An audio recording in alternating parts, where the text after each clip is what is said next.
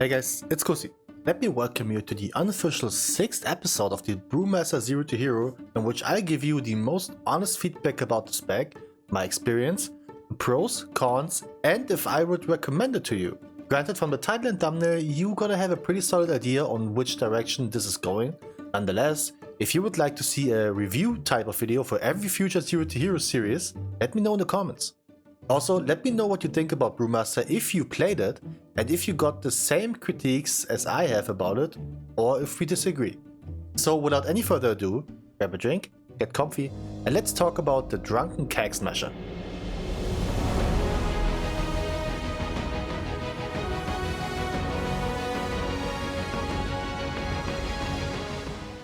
Now, in order to give you guys an idea of what qualifies me to give a feedback about the spec I've only played a couple of weeks, here are the key informations you need to know.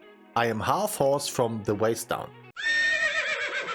No, but actually, I do play plenty of classes, and once every blue moon, I decide to take a preferably unknown, at least to me, class and attempt to go for a portal hunt in Mythic Plus, meaning every dungeon on plus 10 or higher at least. Okay. I feel like the dungeons are somewhat designed to be played at plus 10, so everything beforehand gives you a very wrong idea about anything you do, in my opinion.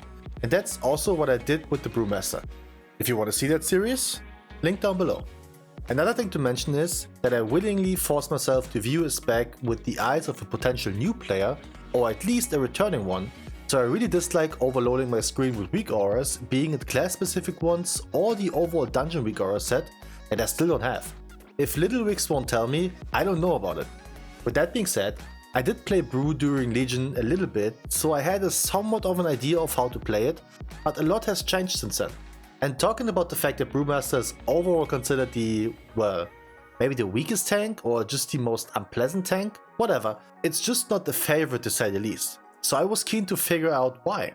So first, let me give you an idea of what Brew does and how the main mechanic to prevent damage intake works, as it's probably the one that makes the spec so unique. The Brewmaster specialization of the monk is considered a tank, which is not only the super fun vehicle every boy wants to drive once in his life, it's also the guy who takes the pounding for the parties in every MMORPG, and he likes it. Naughty, naughty. Instead of just taking damage like your average Zack enjoyer, with the key idea being to prevent the most damage incoming, monk only functions whenever you actually do take damage. What? Let me explain. Monk's always apparent passive called Stagger allows them to only take a partial amount of the damage incoming and instead take the other part as damage over time. Keep that in mind, because I will go over it in more detail just in a moment. Furthermore, Brewmaster's unholy amount of abilities they can use, or should use rather, also sets them apart from a lot of other tanks, as they don't have this clusterfudge of possibilities to their disposal. So their idea is to get the most possible damage incoming via the stagger mechanic, which allows them to use multiple brews to deal with the damage on their own. We got a brew that simply purifies a certain percentage of the stagger, meaning whatever they remove, it's completely gone without any questions asked. Another brew that shields you for incoming damage, and then you got some semi-effective self-heal options in Expel Harm as well as Vivify, to slightly heal yourself non-stop in order to deal with the ever incoming damage per second due to the mentioned stagger. Now, that's the core idea of how Brewmaster works. So let me step in and tell you what I think about the stagger mechanic. It's shit, trash, and way too annoying to play around. Let me explain. It's hella unique, which is probably the main reason why they have it. It's to stand out. The truth is, you heavily rely on the healer, and barely any healer is designed for that kind of damage intake. Taking both chunky hits and continuous damage from your stagger is probably only managed really good by Resto Druids, as they have a very similar pattern in their healing as you have in your damage intake.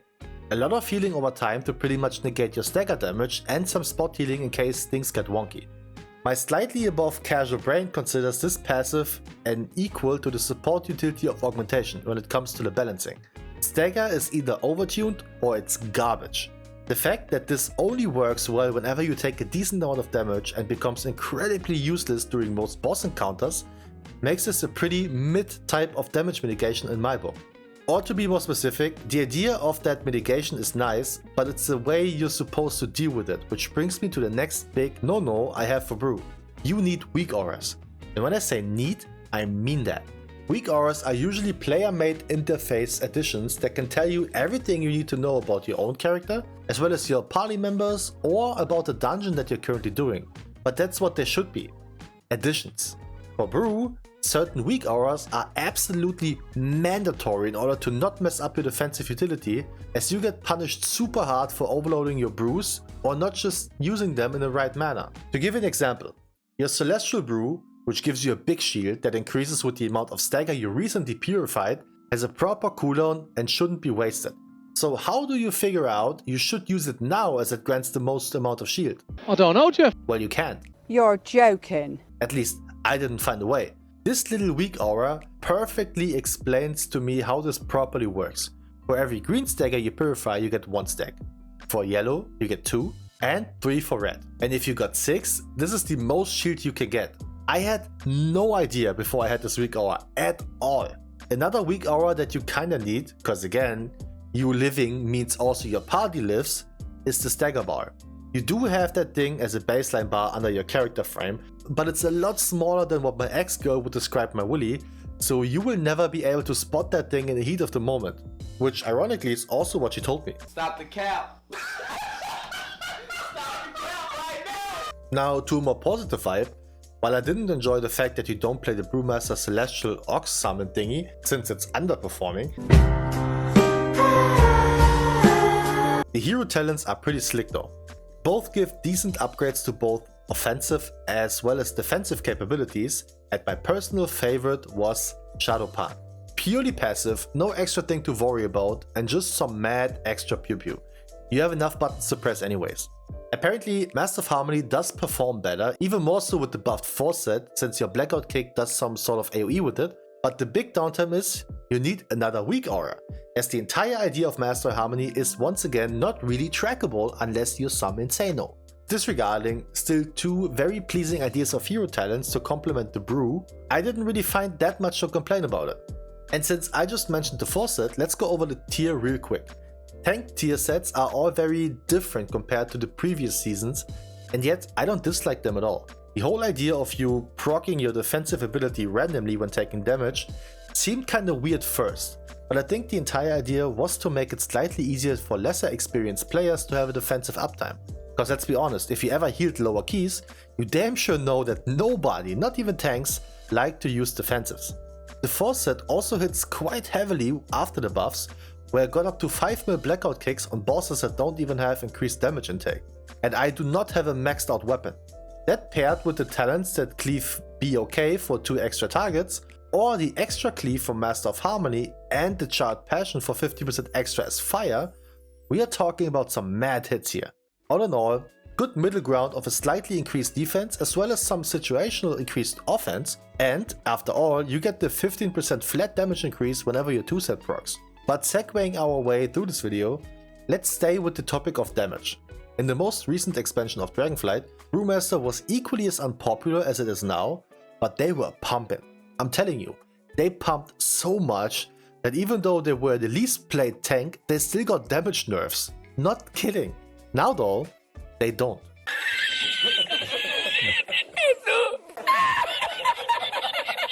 They have arguably one of the lowest selfie potential, which probably only beats Prot Warrior, if even that. They do in fact the lowest DPS by a mile compared to other tanks, and like we mentioned, their damage intake pattern is also pretty weird and super difficult to read for other healers. It's such a downer that this spec is just one of, if not the worst performing out of all of the tank choices, considering it's one of the more nerdy types of tanks. On that note, it was pretty weird for me to realize that the only people that recommend you to play Brew are people who either were a former rank 1 Brewmaster gamer or some diehard sweats that want to invest the extra hours into weak aura research, min-maxing and top percentage pushing. With that being said, let's go over the actual pros and cons that those rank 1 wanks won't tell you. On the pro side of things, Brewmaster is hella unique. Very mobile, high amount of utility with Tiger's Lust, Ring of Peace, Leg Sweep, Paralysis, which is also a rage dispel, and an actual poison dispel which comes in handy for both, well, poisons and the seasonal effects. The class fantasy of throwing kegs and downing one brew after the other in order to negate more incoming damage is pretty cool, even though it still feels like a weird little minigame you have to endure while doing all the proper tanking stuff. But they can take tank busters like no other due to a pretty good baseline damage reduction. Extra point is that you will almost feel immortal if you have a Resto Druid backing you up, as their healing pattern really smoothly connects with your damage intake pattern. Also, they do have some very solid transmog, not gonna lie. And of course, the 3% damage buff to all physical damage. The con list will be slightly longer because even though I just said the pro is a uniqueness of Brew, it's also a con. You're joking. Let me explain. Because of the way Brewmaster works and how super hidden and mechanically in-depth the spec is, no one has any idea what's going on. Not even me. Maybe not even you. Healers are unable to track all of your cooldowns and probably don't even know what they would do if they tracked it. Speaking of, way too many defensive cooldowns. Because the problem is, you need them. You really do. Not only do you play with 4 actual cooldowns, 2 of which are only magic and 2 are your average overall damage mitigation, you also got Exploding Keg, Purifying Brew and Celestial Brew to play around, and even Breath of Fire to keep up, which is also a defensive one. Next on the con list is Blackout combo. Cool design, way too annoying to keep track. This is also a potential new weak hour angle for you to realize whenever you have it. Also, I've played this for a couple of weeks, and because you only use Blackout combo for either Breath of Fire for the damage reduction or Tiger Palm for the damage, I don't even know what it does in combination with all the other spells because I didn't bother to read it up because I wasn't supposed to use it. Besides the free choice of hero talents, I feel like the talent tree of Brew itself is quite mid. If anything, you potentially play only one capstone of your talents, while not even playing the arguably coolest defensive at all. Other than that, you pretty much just play the very same build with potentially one flex point to feel crazy, like that one 40-year-old mom who decided to spice her life up by putting some lemons into the water. Furthermore, way too many weak hours are required. They should be additional to min-max, not a mandatory thing for you to find out on third-party websites. The game just does a bad job giving you the proper information about all the hidden stuff you need to track. If you need to research on YouTube or other guides just to get into the spec, the base of the specialization is not that well designed in my opinion. With that being said, Brew also is everything but a beginner-friendly spec. Way too much to track. Also, wonky damage intake pattern in high pressure situations. Yes, Stagger is supposed to smoothen out a lot of the damage intake, but if you pull big, which you kinda have to do often, and stuff doesn't die fast enough, you're getting mad troubles. Last but not least is something that other tanks probably have too, and that's DPS being tied to defensive buffs. 2 specific talents are both Special Delivery, which is a half-assed keg smash whenever you chug a brew that takes about 5 business days to actually do something, and Exploding Keg. I personally thought Exploding Keg would be my go-to opener for the big initial aggro. And you can do that, but it's still tied with a pretty strong damage mitigation as it reduces the damage of attacks by 100% for 3 seconds. Personally, not a big fan of those kind of spells, but maybe that's just a me issue. All in all, I feel like Brew is just not adjusted to the current game of World of Warcraft. In a timeline where most tanks just heal themselves or at least keep themselves alive, and healers quite frankly are pretty busy healing the rest of the party since there's so much damage incoming these days, a tank that can't provide for themselves for the most part is not only very mediocre, it's also not really well received from the community. Yes, this potentially changed on hierarchy since everything is a lot more coordinated, but the absolute majority of players doesn't go over 10, and that's just the absolute truth. I get that they wanted to make them unique, and I'm all for the class fantasy the way it is. Just the stagger mechanic has to go, since I don't think it's a thing you can balance proper. I heavily believe they need at least some minor rework, similar to Prot Paladins last season, in which they just really overhaul the bottom part of the specialization tree since it's just not used at all. Those talents are dead. So if you want to try out tank but you aren't sure what to choose, I can tell you with the most honest of truth, stay away from Brewmaster. You need to put in at least double the effort for less reward compared to every other tank out there.